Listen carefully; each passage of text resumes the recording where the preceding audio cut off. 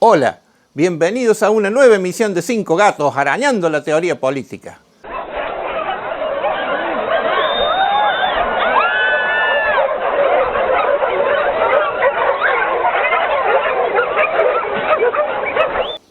Bien, así me gusta, que vengan en estampida.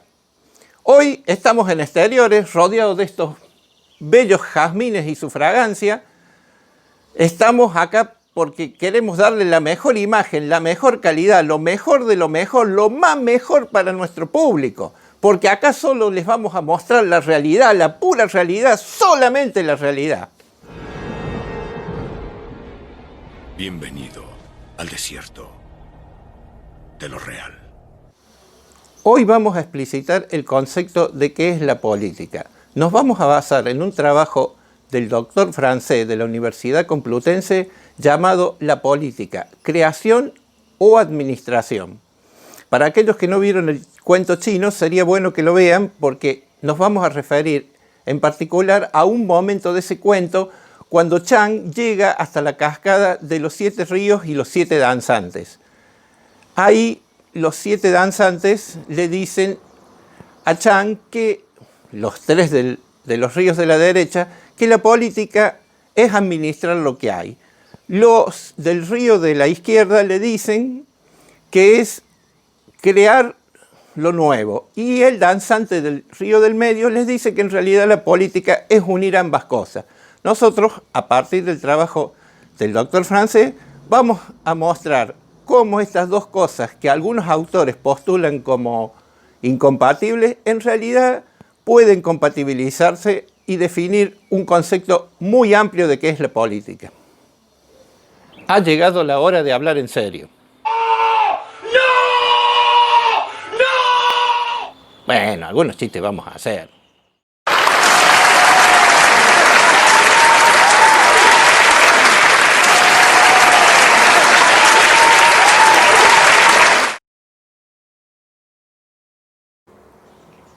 En la tradición occidental hay dos modos de comprender la política. Uno como administración y dos como creación radical. Estos modos suelen ser considerados por muchos autores como opuestos, pero nosotros vamos a ir a estudiarlas una por una, es decir, vamos a hacerlo por partes, como dice mi amigo Jack.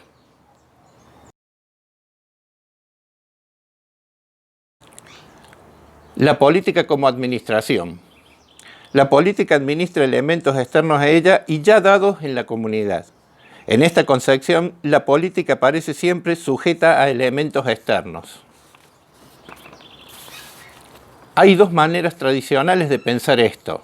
1. Considerar la política como un ámbito junto a otros de la vida social, estado o sistema político. 2. Considerarla como subordinada a fuerzas externas inmodificables para la acción humana. La historia, la biología, el sentido del mundo, la naturaleza humana. La política, en esta visión, se presenta como teniendo un rol director o de arquitecta, pero en realidad se reduce a ser administradora de las leyes de otros ámbitos sociales, por ejemplo, las leyes de la economía, o las de esas instancias que imponen unas leyes irresistibles. Ejemplo, la historia entendida al modo teleológico. En esta concepción, el rol de la política es el de buena administradora de lo dado. Una buena política solo puede aspirar a ordenar bien, no es creativa, es reconstructora de un orden dado. Vamos a ver qué es la política como creación radical. La política como creación radical. Para marcar distancias respecto de la concepción tradicional, varios autores que participan de esta perspectiva de la política como creación contingente recurren a la distinción entre la política y lo político para indicar la diferencia entre los distintos órdenes, históricamente cristalizados y ciertas formas o lógicas que los producen, y que, por lo tanto, están presentes en todos estos órdenes políticos más allá de sus contenidos particulares. En todos los casos, esta forma, lo político, es fundacional de la comunidad y del orden históricamente dado. La política, para legitimarse, tiende a violarla, a negar que sea una forma y que sea fundacional. El orden dado se presenta, al contrario, como un contenido fijo, esencial a priori, derivado de instancias externas a la voluntad y creación humana.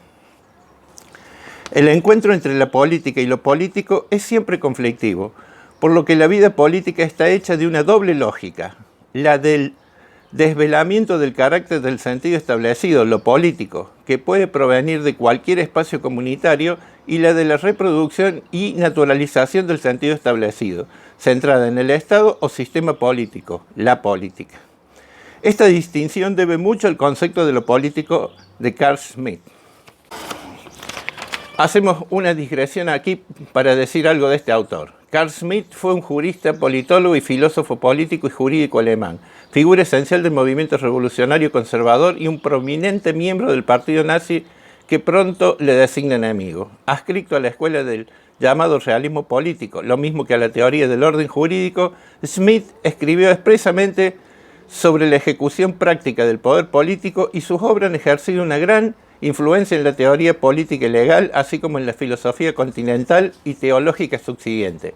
Entre las obras en las que desarrolló su doctrina destacan La dictadura, 1921, Teología política, 1922, Estado, Movimiento, Pueblo, 1933 y su obra fundamental, El concepto de lo político, 1927. Luego de la digresión, seguimos. La distinción entre la política y lo político plantea ventajas y problemas para una concepción no esencialista y no normativa de la política.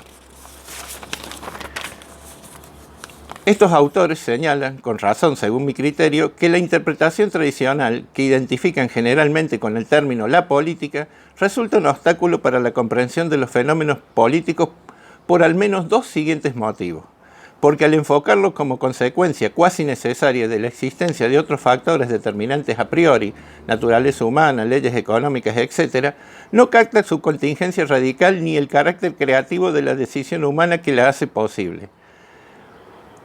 Porque al circunscribir la política a un ámbito, entiende que lo político es aquello que ocurre en un lugar ya demarcado y todo lo que queda fuera de ese ámbito no es político, con lo cual no capta el carácter político de aquello que no está inserto en la institucionalidad y en el poder político, pero que puede reproducirlo y o corroerlo. Porque entiende la política a partir de la relación entre actores, demandas y sistema político, sin preguntarse por la constitución misma de los actores, las demandas y el sistema político. Otra de sus ventajas, en este caso del concepto de lo político, es que al quebrar la identificación entre política y Estado, resulta iluminador del carácter simbólico de la violencia y por lo tanto de todas las violencias presentes en la vida política.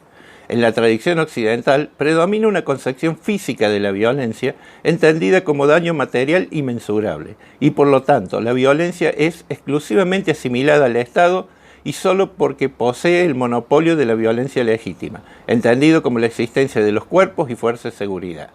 La violencia en política se representa como física y en un eje arriba-abajo. El concepto de lo político, al abarcar aquello que está por fuera del Estado, permite entender la violencia como algo que ocurre no solo en el eje arriba-abajo, Estado-sociedad, sino también en un eje que podríamos denominar abajo-abajo, interno a la sociedad. Y no porque haya violencia física en la sociedad, sino porque si la política es lucha por el sentido, y esta daña la subjetividad de los actores, en especial en una sociedad democrática, debido a la pluralidad de perspectivas y valores, entonces la lucha política que tiene lugar abajo implica una violencia para los miembros de la comunidad, sin necesidad de intervención del Estado. En tanto, también puede llevarlos a hacer aquello que no es lo que prefieren. Otro rasgo positivo de la distinción entre lo político y la política es que permite distinguir entre el orden dado como cristalización histórica, contingente, y lo que podríamos denominar, no sin problemas, para un concepto no esencialista de la política, una lógica de la política identificada en términos generales con la lucha por el sentido. Por motivos climatológicos tuvimos que cambiar nuestra locación de grabación. Pero ahora salió el sol. No puede ser. Les juro que recién esta era nuestra situación climática.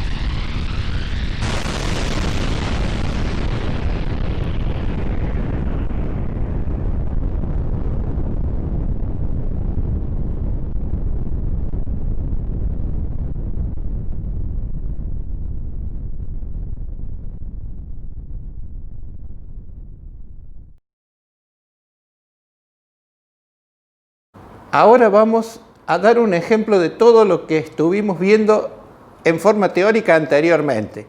A partir de ahora, todos los aciertos son míos y todos los errores son del doctor Francés. Me parece que no era exactamente así. Los errores son míos, o sea que yo la pifio, él tiene razón. O sea, todo lo bueno le corresponde a Francés, yo soy puro moco, o sea que en casa de herrero cuchillo de palo o en casa de cuchillo herrero de palo. Bueno, más o menos algo así es la cosa.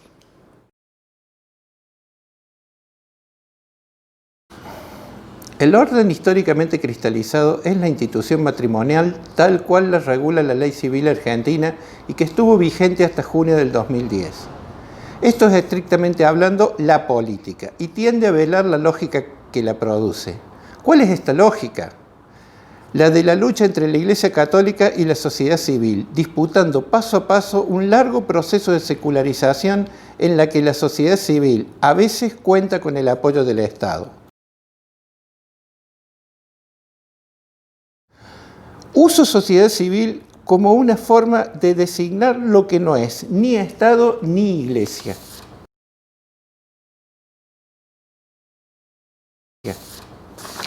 Antes de las últimas décadas del siglo XIX, el matrimonio era un asunto enteramente eclesial. Su institución, sanción y regulación se basaban en el derecho canónico, es decir, el derecho eclesial. La Iglesia llevaba los registros matrimoniales. Básicamente se pueden enumerar tres características que lo definen. 1. El matrimonio es entre hombre y mujer. El burro adelante. Es heteronormativo. 2. Tiene un fundamento religioso y un mandato. Es para procrear. 3. Es para siempre. No solo en la tierra, seguirá en el más allá. El más allá es algo así como la dimensión descosida, en la que de vez en cuando pasan cosas normales. Hay toda una historia sobre los embrollos teológicos que generó tal idea. Resumiendo, el matrimonio es una institución religiosa, regulada por el derecho canónico, heteronormativa, con fines reproductivos y de duración eterna. La generación de los 80, 1880, manga de centennial, millennial, nativos digitales y vaya a saber Dios qué otra cosa más que van a aparecer con estos sociólogos que hablan pavada. La humanidad no apareció y la Argentina tampoco en el siglo XXI. Es más, antes de Internet había cosas. Repito, la generación de los 80 modificó esta situación instaurando el matrimonio civil y traspasando al Estado el registro de matrimonios, nacimientos y muertes. La élite ilustrada, cuya ideología era una compleja mezcla de positivismo y conservadurismo, no secularizó la institución matrimonial junto con otras por puro altruismo. Detrás estaban los sueños de la generación del 80 de una inmigración de origen europeo, de procedencia anglosajona o nórdica, cuyos miembros eran mayoritariamente protestantes y en lo posible rubios. La Iglesia, si bien no negaba que pudiesen llegar a estas tierras y prosperar, sentía amenazado su unanimismo por la presencia de estos protestantes. Exigían como máximo la conversión al catolicismo o que como mínimo mantuvieran su religiosidad en forma privada y sin realizar proselitismo. Las constantes acciones de la Iglesia en su contra, negarse a registrar sus matrimonios o el derecho a una sepultura, obligaron a la élite dominante a secularizar la institución matrimonial, registro de nacimiento, de defunción y administración de cementerios, ya que, de mantenerse la situación anterior, el país era poco atractivo para la inmigración, que soñaban ellos. De más está señalar que jamás pensaron en una ruptura con la Iglesia, a la que consideraban como una entidad que permitiría el control de la chusma pobre, incivilizada y bárbara, es decir, el criollaje o las clases peligrosas, como las designaban. Aún así, el matrimonio siguió siendo heteronormativo y para siempre. Su sanción por la Iglesia, en forma de matrimonio religioso, una verdadera institución paraestatal, fue validada moralmente y punida con el desprecio y la condena social. Sin embargo, la forma de contrato civil que adoptó el matrimonio fue un duro golpe a su forma sacra. El divorcio vincular, el fin del para siempre, llevó algo más de tiempo, casi un siglo. y tras varios intentos de legislarlo, por fin se aprobó en 1987, durante el gobierno de Alfonsín. Con esto quedaba borrado el carácter eterno del matrimonio. Digresión. Con la ley de divorcio se planteó una idea muy parecida a la que hoy se plantea con la ley del aborto. Los argentinos iban a divorciarse en masa, no iban a correr registro civil, a iniciar los trámites, se iban a chocar por la calle tratando de divorciarse, se iban a casar solamente para divorciarse. No, nada de eso pasó. Lo que sucedió fue que las situaciones irregulares se regularizaron por fin. Y esto mismo que hoy día se habla sobre la ley del aborto, tampoco va a ocurrir. Es más, lo que ahora van a ver no va a suceder. ¡Ey! ¿A dónde van? A abortar, déjame. ¿Qué? ¿Qué pasa? ¿Están todas embarazadas? No, pero vamos a abortar igual porque ahora se puede. ¿Qué decís? No sé qué hacer con tanta libertad sobre mi cuerpo, no puedo soportarla. Voy a extirparme los ovarios. ¿Qué? El útero. Porque ahora puedo. ¿Qué dicen? Dios mío, los católicos tenían razón. Tanta libertad nos volvió locas.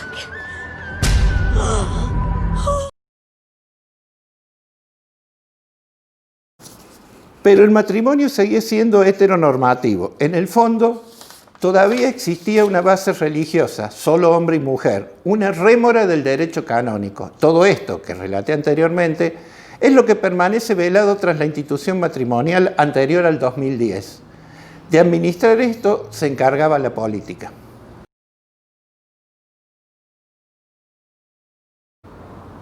El matrimonio igualitario fue una disputa por el sentido establecido, que el matrimonio debe ser por naturaleza y Dios entre hombre y mujer.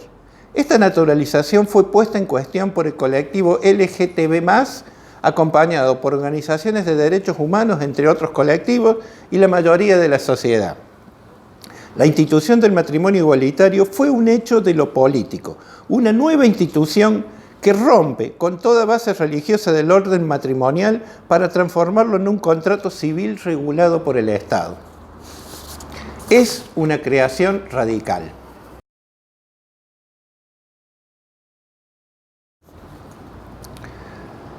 La violencia simbólica, en este caso, es ejercida primero sobre aquellos a los que les fue primero negada la posibilidad de casarse, entre ellos los protestantes. Luego, a los que les fue negada la opción del divorcio y al final a los que les fue negada la unión matrimonial por su género.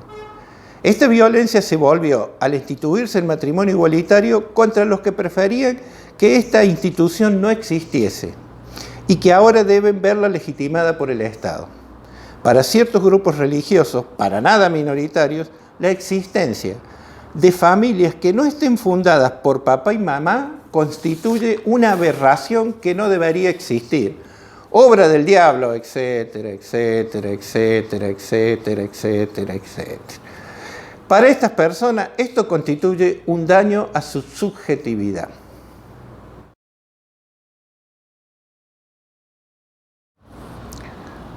Lo anterior no configura ninguna defensa de las posiciones contrarias al matrimonio igualitario. En democracia existe el desacuerdo y este no siempre puede resolverse a través del consenso. Procesar la herida narcisista del que pierde es un proceso inevitable y necesario en la democracia.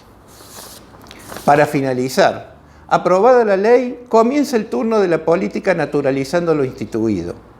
De no mediar ningún acontecimiento que modifique la ley, ya que lo político es siempre contingente, el matrimonio igualitario se volverá parte del sentido común. Para muchos, su génesis caerá en el olvido y todo parecerá como si siempre hubiera sido así. Los primeros en verlos así fueron los planificadores de boda.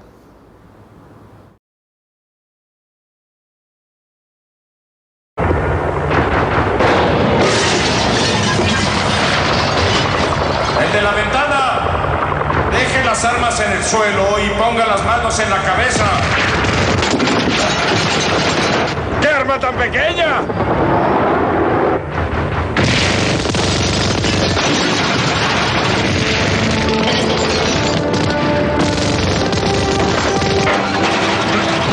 ¡Corran! ¡Corran! ¡Rápido, protéjanse!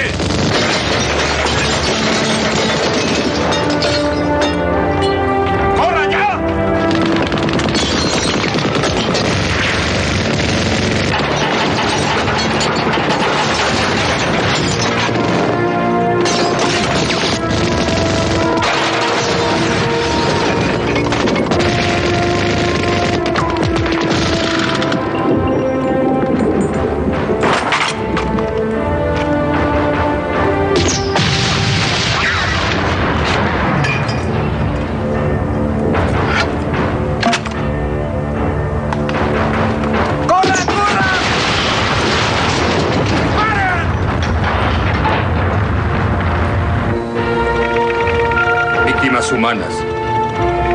0.0.